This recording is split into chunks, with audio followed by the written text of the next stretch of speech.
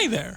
My name is Aiman Maulana from Potler.net, and today we are going to take a look at the gamepad designed for avid fighting gamers as an alternative to arcade sticks, the Razer Raion Fightpad.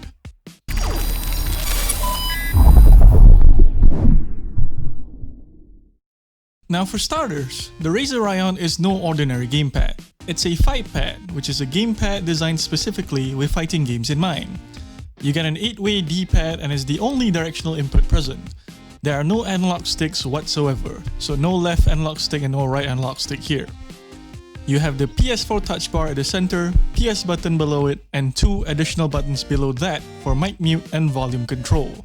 The touch bar is sandwiched between the options and share buttons.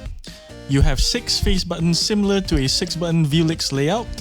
The extra 2 buttons here are R1 and R2.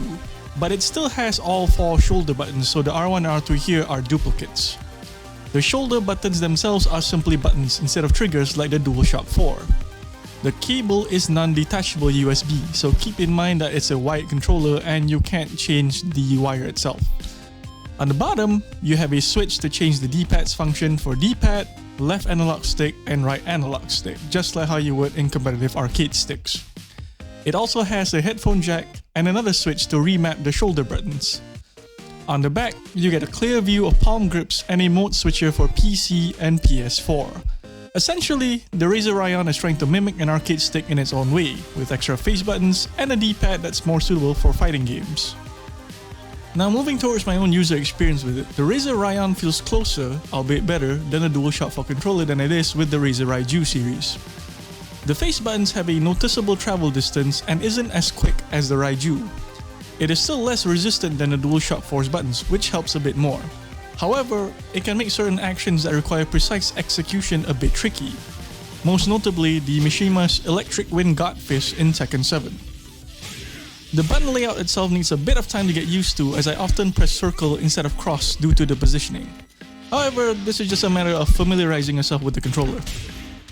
I really like the 8-way D-pad. It's clicky and very responsive with only a little push needed to register a direction.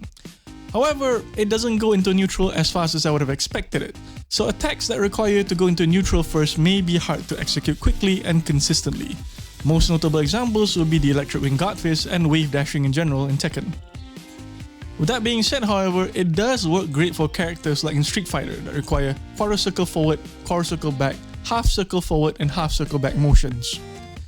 The build quality feels a little cheap as it feels light and rather hollow. It's nowhere near as solid as the Raion Ultimate or even the original Raion for the PlayStation 4. It's not flimsy, but if you're an angry gamer, it will easily break if you throw it. A drop or two should be perfectly fine though.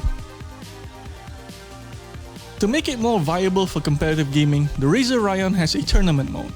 Now what it does is that it locks the options, share, and PlayStation button so you don't accidentally press them when playing. This is very useful as you could be penalized for pressing start during a tournament for no reason. One useful feature it has is the 3.5mm audio jack. You can get in-game audio by connecting your earphones or your headphones directly to the Fightpad. What I find weird is that it's supposed to work on the PS4 only and not on PC.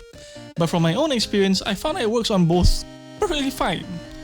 I figured this was the purpose of the mode switcher at the back, but on PS4 mode, it works on PC just fine, so I don't really quite get what's the purpose of the mode switcher then, since you can actually use it on PC while it's on the PS4 mode, complete with audio.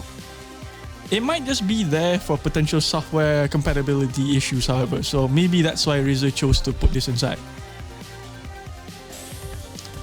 Now to conclude, the Razer Raion isn't the best fighting game peripheral out there.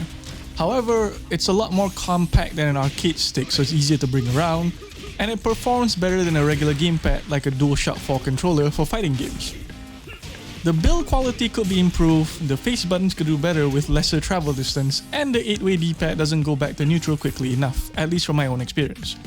However, it's a viable option for fighting games if you don't want to use an arcade stick, whether it's because of size or just cost.